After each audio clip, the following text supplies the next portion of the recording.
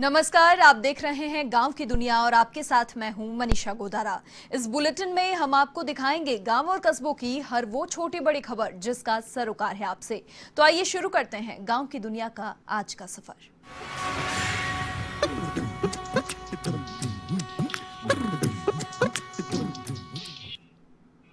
श्रम मंत्री टीकाराम जूली ने मंगलवार को अलवर में विभिन्न कार्यक्रमों में भाग लिया और इस दौरान मंत्री शहर के लादिया इलाके में पहुंचे, जहां उन्होंने 2 दिन पहले नाले में बहे 2 बच्चों की मौत के मामले की जानकारी ली और साथ ही मृतक के परिजनों को सांत्वना देते हुए शोक व्यक्त किया। साथ ही सरकार की ओर से आर्थिक सहायता देने का भी आश्वासन यहां पर उन्होंने दिया। इस दौरान नगर परिषद सभापति बीना गुप्ता, कांग्रेस के कार्यकारी जिला अध्यक्ष योगेश मिश्रा भी मौजूद रहे। मीडिया से बातचीत में टीकाराम जूली ने कहा कि लापरवाही के कारण यह हादसा हुआ है। सरकार की ओर से इस परिवार की हर संभव मदद की जाएगी और साथ ही शहर के खुले हुए नालों पर फेरो कवर लगवाने के निर्देश अधिकारियों को उन्होंने दिए हैं।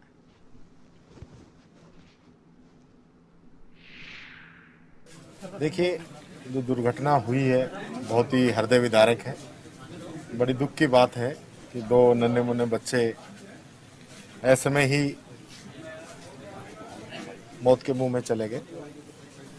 गरीब परिवार है, सरकार की तरफ से पूरी मदद हम कर रहे हैं और चूंकि हम ये चाहते हैं कि जो बच्चों की जो डेथ हुई है उसमें मुख्यमंत्री सहायता कोष का जो उसमें 1 लाख रुपए दिए जाते हैं, लेकिन जो बाढ़ राहत है उसमें 4 लाख रुपए दिए जाते हैं। और चूंकि ये पानी में डूबने से और अत्यधिक वर्षा होने से इनकी डेथ हुई है, तो प्रपोजल हमने भिजवा दिए हैं। आज या कल तक इनकी राशि आ जाएगी 4-4 लाख रुपए और इस परिवार की पूरी मदद सरकार कर रही है। खबर नागौर के नावा सिटी से है, जहां राजस्थान के उप मुख्य सचेतक और नावा विधायक महेंद्र चौधरी अपने विधानसभा क्षेत्र के दौरे पर रहे। दौरे के दौरान महेंद्र चौधरी ने पंचायत समिति सभागार में उपखंड स्तरीय अधिकारियों की कोरोना, बिजली, पानी, सड़क आदि समस्याओं पर समीक्षात्मक बैठक कर जन समस्याएं सुनी। बैठक में उपखंड स्तरीय सभी अधिकारी मौजूद रहे। वहीं पंचायत समिति सभागार में बनाए भवन और सीसी ब्लॉक सड़क का शिलान्यास किया और साथ ही परिसर में पौधारोपण भी किया।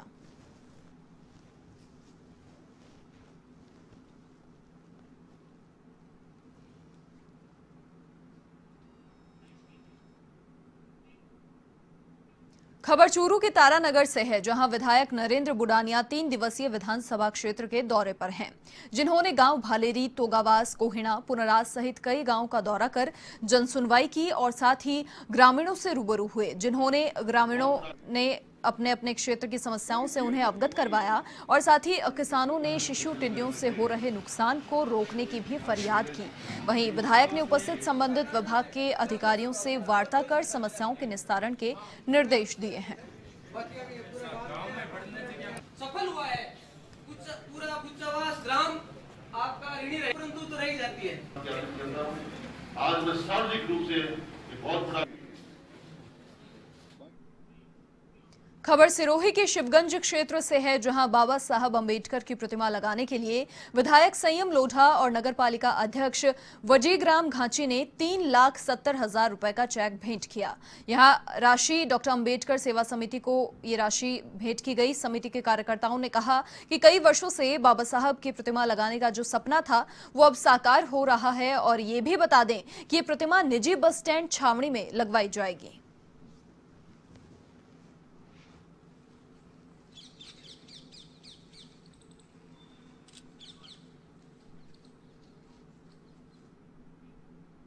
सवाई माधोपुर विधायक दानिश अबरार मंगलवार को मलारना डूंगर के दौरे पर रहे। पिछले दिनों प्रदेश में सियासी संग्राम के कारण विधायक क्षेत्र में दौरा नहीं कर पा रहे थे। सीएम से मिले निर्देश के बाद विधायक दानिश अबरार मलारना डूंगर पहुंचे और यहां उपखंड मुख्यालय के राजीव गांधी सेवा केंद्र में सबसे पहले ब्लॉक स्तरीय अधिकारियों की बैठक ली। इस दौरान अधिकारियों से क्षेत्र के विकास कार्यों की जानकारी उन्होंने ली और इसके बाद अबरार ने पंचायत समिति क्षेत्र के सभी सरपंचों की बैठक लेकर समस्याएं जानी। विधायक ने ग्रामीणों की समस्याएं सुनी और अधिकारियों को जल्द समाधान के निर्देश दिए।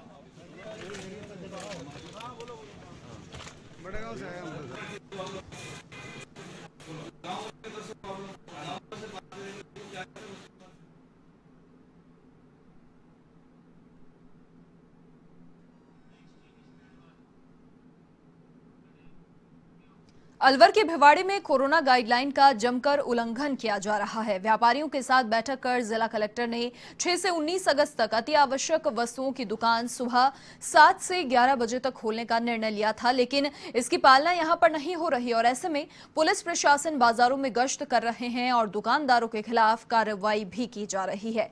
तिजारा तहसीलदार अरविंद कविया ने बताया कि सुबह 7 बजे से 11 बजे के बीच कंटेनमेंट जोन में आवश्यक सामान की खरीद के लिए छूट दी गई है, उसमें भी गाइडलाइन का पालन करना जरूरी है।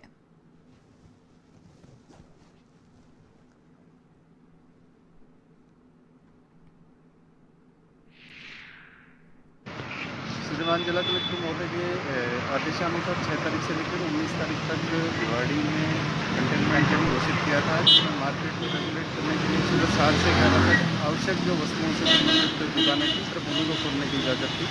दूध, सब्जी वगैरह और मेडिकल स्टोर थे उनको 24 आवर्स ओपन की थी। लॉकडाउन की पालना में आज हमें शिकायतें मिल रही थी पिछले 2-3 दिन से कि दुकानें, मार्केट है वो खुले हैं और जो हार्डवेयर की, कपड़े की और भी जो बाकी जो प्रतिबंधित है जिनको वो सारी दुकानें खुली थी।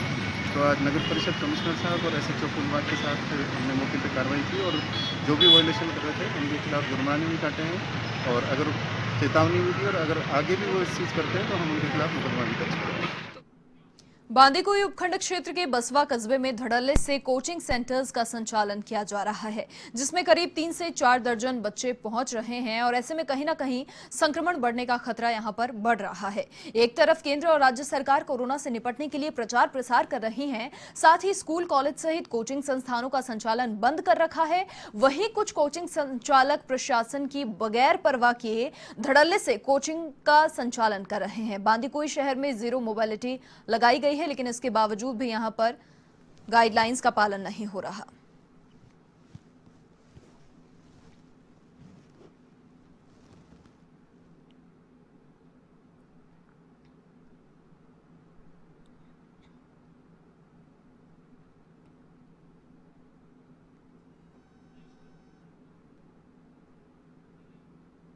खबर राजधानी के चौमू से है। कोरोना संक्रमण से देश ही नहीं बल्कि पूरी दुनिया चिंतित है।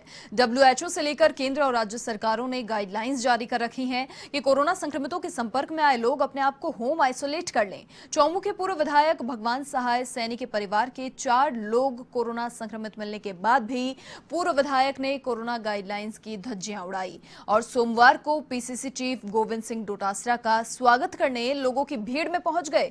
इसे लेकर चौमू विधायक एवं भाजपा के प्रदेश प्रवक्ता रामलाल शर्मा ने सवाल खड़े किए हैं और इसे गंभीर लापरवाही बताया है।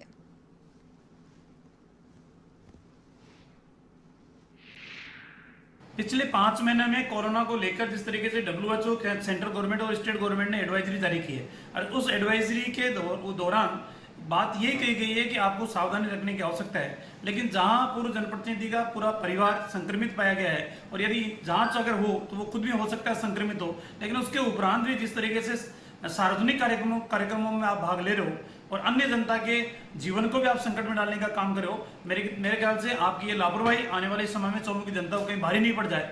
ये आवश्यकता इस बात की है कि कम से कम आपको सावधानी रखनी चाहिए। टोंक की गहलोद नदी में नहाने गए 3 युवक गहरे पानी में डूब गए। हादसे में 2 युवकों की यहां पर मौत हो गई, जबकि एक युवक इरफान को यहां से बचा लिया गया। सूचना पर पुलिस, SDRF और सिविल डिफेंस की टीम मौके पर पहुंची, जहां कड़ी मशक्कत के बाद नदी में डूबे शोएब और जिशान का शव बाहर निकाला, जबकि इरफान को यहां से बचा लिया गया। पुलिस ने शवों को मोर्चरी में पोस्टमार्टम के लिए रखवाया। साथ ही ये भी बता दें कि बारिश के दिनों में ऐसे कई बार हादसे होते हैं और उसके बावजूद प्रशासन की ओर से सुरक्षा व्यवस्था के यहां कोई इंतजाम नहीं है।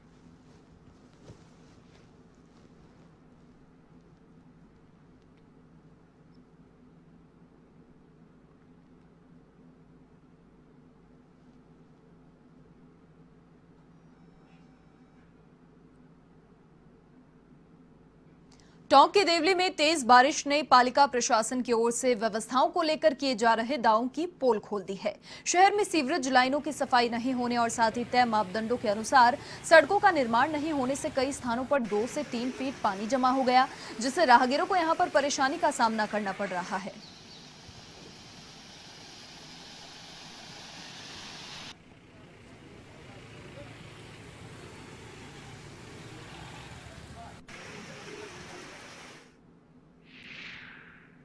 बाद नगर पालिका प्रशासन द्वारा शहर में की जा रही व्यवस्थाओं की पोल है।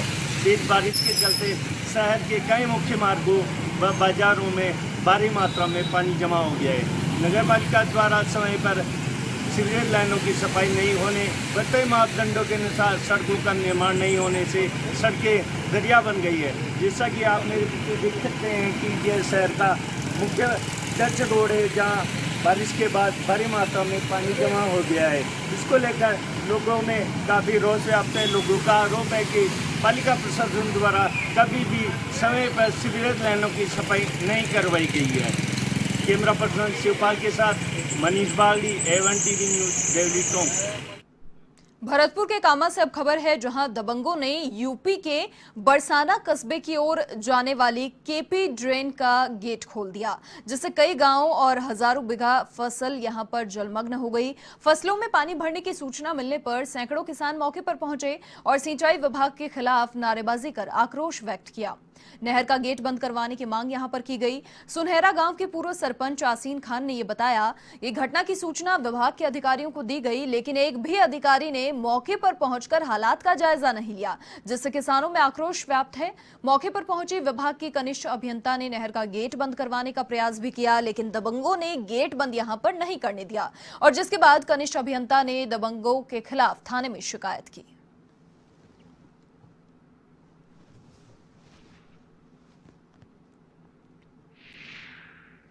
तो यहाँ क्या है कि अपन के खेतों में फसल कटी है, ज्वार बाजरा, और कोई ने मोरा खोल दिया है। मोरा खोलने से क्या है, नुकसान हुआ है बहुत बड़ा। 1500 बीघा ज़मीन में फसल नष्ट हो गई है, पानी भरा हुआ है। मौके की स्थिति देखिए। अब खबर करौली के नादोती थाना इलाके से है, जहां कुंजेला गांव में एक ही परिवार के 4 सदस्यों की रहस्यमयी मौत का मामला अभी तक नहीं सुलझा। मंगलवार को पुलिस ने शवों का पोस्टमार्टम करवाया। पुलिस का यहां पर यह मानना है कि मृतक महेंद्र महावर ने पत्नी और 2 बच्चों को विषाक्त पदार्थ खिलाया और आत्महत्या कर ली। फिलहाल पुलिस पूरे मामले की जांच कर रही है। टोडा भीम डीएसपी कमल प्रसाद का यहां पर यह कहना कि महेंद्र महावर के घर में उसका शव फंदे से लटका मिला और साथ ही उसकी पत्नी और 2 बच्चों का शव घर में मिले। शव 2-3 दिन पुराने थे। ग्रामीणों का यहां पर यह कहना कि महेंद्र महावर गांव में ही मजदूरी का काम करता था। उसकी पत्नी 8 महीने की गर्भवती थी और हादसे की सूचना पर टोडा भीम विधायक PR मीणा ने मृतकों के परिजनों को ढांढस बंधाया और साथ ही 50,000 रुपए नकदी और 11 बोरे गेहूं की सहायता प्रदान की। इस दौरान मीणा ने परिजनों को हर संभव मदद का भी आश्वासन दिया। ये कैसे घटित हुई? कल शाम को ग्राम पंचायत कुंजेला के सरपंच ने थाने पे सूचना दी थी कि जब हमारे गांव का महेंद्र महावर के घर में उसकी बॉडी फंदे के लटक रही है और 2 बच्चे और पत्नी की डेड बॉडी पास में रखी हुई है। लाश शायद 2-3 दिन पुरानी है। उस सूचना पर SHO मेजाब्ते के आया था। हमें भी सूचना मिली। एडिशनल SP में और तहसीलदार जी डॉक्टरों की टीम को लेके यहाँ पहुँचे थे। FSL टीम भी बुलाई थी रात को। उन्होंने भी घटना का निरीक्षण किया है और मृतक का भाई जयपुर में रहता है, माँ जयपुर में रहती थी, ससुराल इसकी बालघाट इलाके में है। दोनों तरफ से दोनों लोगों को सूचित कर दिया गया था। मृतक का भाई रात को गांव में आ गया था, ससुराल पक्ष सुबह आ गया। रिपोर्ट दे दी है। राजधानी के विश्वकर्मा थाना इलाके में 14 नंबर पुलिया के पास तेज रफ्तार पिकअप पलट गई। गनीमत यहां पर यह रही कि चालक बाल बच गया। घटना के बाद सड़क पर चारा बिखर गया और यहां पर जाम भी लग गया। मामले की सूचना पर पुलिस मौके पर पहुंची। क्रेन की मदद से पिकअप को साइड में करवाया गया। गौरतलब है कि राजधानी में रफ्तार के कहर का सिलसिला थमने का नाम नहीं रहा। सोमवार को जहां सीकर रोड पर ही रफ्तार के कहर ने 2 की जान भी ले ली थी।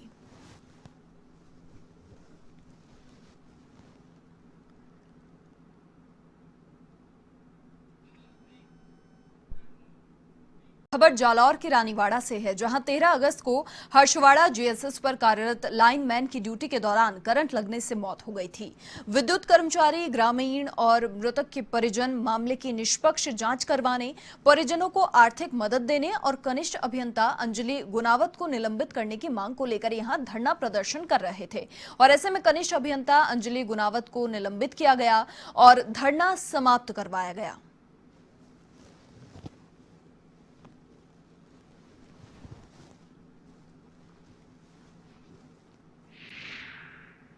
अभी इसको इनकी जो मांगे थी उसको ध्यान में रखते हुए पेंडिंग इंक्वायरी रखते हुए निलंबन किया है। इंक्वायरी जो फाइनल आएगी उसके हिसाब से जो भी है दोषी है या जो भी कार्रवाई है वो आगे सुनिश्चित की जाएगी। सर जांच कितने दिन में होगी? जांच का तो जांच चल रही है, 2 दिन तो हो गए, 2-3 दिन और लगेंगे उसमें, क्योंकि सारे फैक्ट्स देखने पड़ेंगे ना। डूंगरपुर की बिछवाड़ा पुलिस ने अलसी मेथी के कट्टों की आड़ में शराब तस्करी करने वाले 2 आरोपियों को गिरफ्तार किया है। पुलिस ने ट्रक के साथ 31 कार्टन शराब यहां से जब्त की है। थाना अधिकारी इंद्रजीत परमार ने बताया कि मुखबिर से सूचना मिलने के बाद रतनपुर बॉर्डर पर नाकाबंदी की गई। इस दौरान एक ट्रक की तलाशी ली गई और जिसमें शराब तस्करी का खुलासा हुआ। फिलहाल पुलिस तस्करों से पूछताछ कर रही है।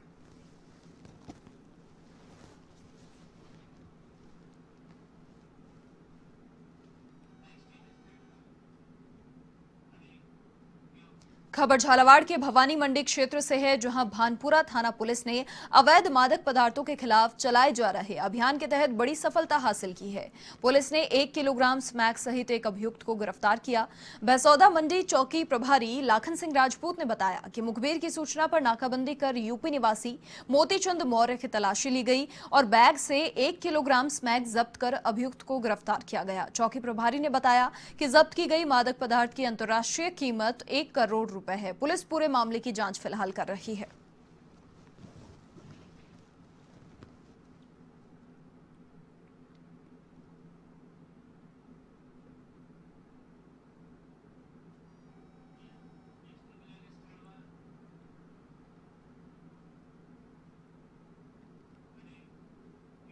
कोटा के मुकुंदरा हिल्स टाइगर रिजर्व में अब शावक की मौत हो गई है। इसकी बाघिन मां की 3 अगस्त को मौत हुई थी। मां की मौत के बाद इसके दोनों शावक लापता हो गए थे, जिनमें से एक घायल अवस्था में मिला था। मंगलवार को कोटा के राजकीय चिड़ियाघर में उपचार के दौरान इसी शावक की मौत हुई, जबकि दूसरा शावक अभी लापता है। इन दोनों का जन्म 2 महीने पहले ही हुआ था। मेडिकल बोर्ड की टीम ने शावक का पोस्टमार्टम करवाया और जिसके बाद शावक का सम्मान के साथ अंतिम संस्कार कर दिया। MT2 बाघिन के दूसरे शावक का अभी तक कोई सुराग नहीं लगा है।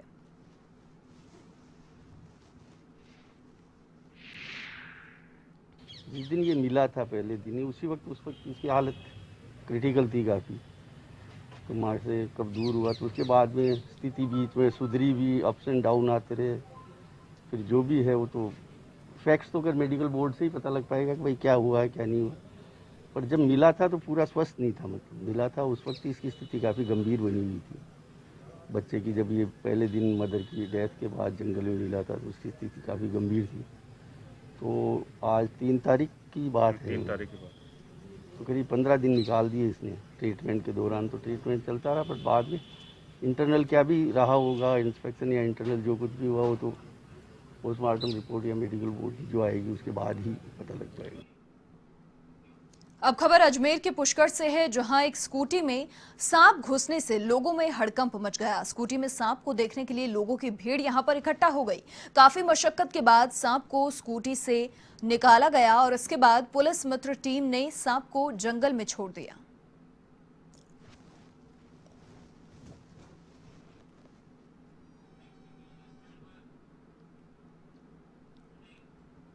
जैसलमेर के पोखरण शहर में बदमाशों के हौसले बुलंद होते जा रहे हैं। बदमाश हर दिन कई वारदातों को अंजाम दे रहे हैं और ऐसे ही बदमाशों ने एक मकान को निशाना बना लिया। करीब 25 तोला सोना और नकदी लेकर यहां से फरार हो गए। घटना की जानकारी जब पुलिस को मिली तो पुलिस मौके पर पहुंची, घटनास्थल का मौका मुआयना किया और फिलहाल पुलिस आरोपी की तलाश कर रही है।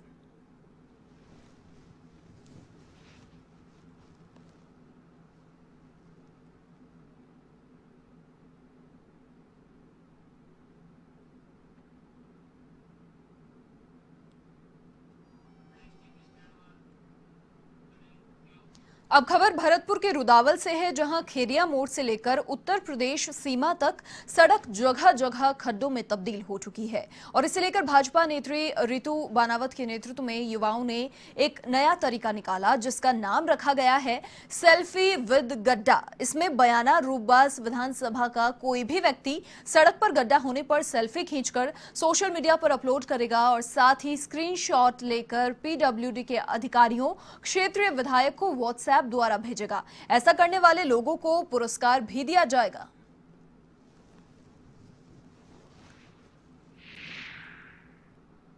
बयाना रूपस विधानसभा के अंदर गड्ढा विद सेल्फी अभियान चलाया है। जैसा कि आप देख रहे हैं कि ये रुदावल की मेन सड़क है और इस सड़क पर सड़क तो नहीं है, गड्ढे हैं, और इसी को लेकर आज हमने इस मृत सड़क को श्रद्धांजलि दी है। और साथ ही यहाँ के जो जनप्रतिनिधि हैं, विधायक साहब हैं और जो अधिकारी हैं, उनको सावचेत करने का मौका दिया है कि लॉकडाउन के अंतर्गत विधायक साहब ने खूब 5 स्टार होटलों में बिरयानी खाई है, लेकिन अब तो जागिए और कम से कम अपनी विधानसभा को देखिए कि सड़कों की क्या दशा हो रही है। यहाँ पर आप देख सकते हैं कि बारिश का पानी भरा हुआ है, इतने बड़े बड़े गड्ढे हो रखे हैं। करौली के टोडा भीम में movement for education and empowerment for masses की ओर से सम्मान समारोह का आयोजन किया गया। इसमें मुस्लिम समाज के मेधावी स्टूडेंट्स का सम्मान किया गया। समारोह के मुख्य अतिथि वायुसेना के सेवा निवृत्त अधिकारी शुएब खान रहे। इस दौरान 10वीं और 12वीं में 75% से अधिक अंक प्राप्त करने वाले 34 स्टूडेंट्स को प्रशस्ति पत्र और शील्ड देकर सम्मानित किया गया। समारोह में कोरोना एडवाइजरी का भी पालन किया गया।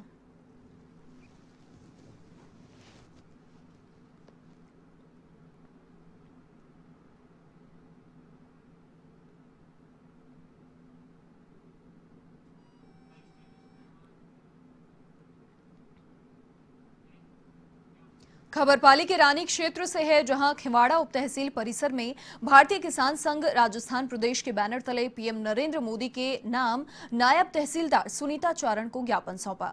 ज्ञापन में ये बताया कि सरकार ने किसानों को लाभ प्राप्त करने के उद्देश्य से जून 2020 में कृषि व्यापार संबंधित 3 अध्यादेश निकाले। ऐसे में किसानों को उसके उपज का लाभकारी मूल्य मिलना चाहिए और इस दृष्टि से समर्थन मूल्य तय हो तथा किसानों को अपनी उपज कहीं भी बेचने का स्वतंत्र अधिकार हो। इसी अध्यादेश में सुधार की मांग को लेकर भारतीय किसान संघ ने ज्ञापन सौंपा।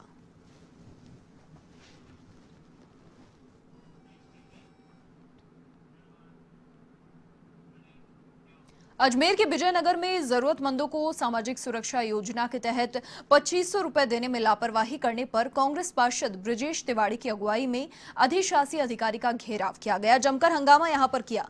ऐसे में अधिशासी अधिकारी ललित सिंह देथा ने 192 लोगों के लिए 4,50,000 रुपए के चेक पर हस्ताक्षर किए और जिसके बाद ये पूरा मामला शांत हुआ।